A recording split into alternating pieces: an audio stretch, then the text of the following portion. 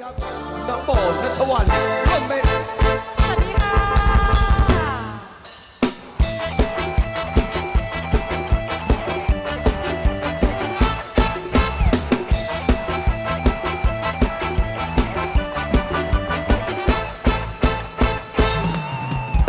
น้องเป็นผู้สาวที่ทนแดดทนฝน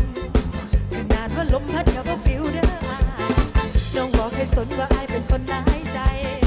แค่ได้เว่าน้ำได้หักได้ฝันก็พอแล้วถ้าแม่นน้องเป็นก็ฝากทำเลยหรือบ่ตามก่อนน้องก็สิยอมให้อายหานมองงานทางแม่นอายมีไผอยู่ในใจแล้วก็ตามน้องก็บ่สนสิบ่สนใจสิไปเที่ยวไสน้องสิเป็นคนบังแดดสิบ่ให้อายเลียแดดสิบ่ให้แดดยาสิไปเที่ยวไสบ่ยอมให้ฝนตกใส่สิคอยเป็นคนรักใส่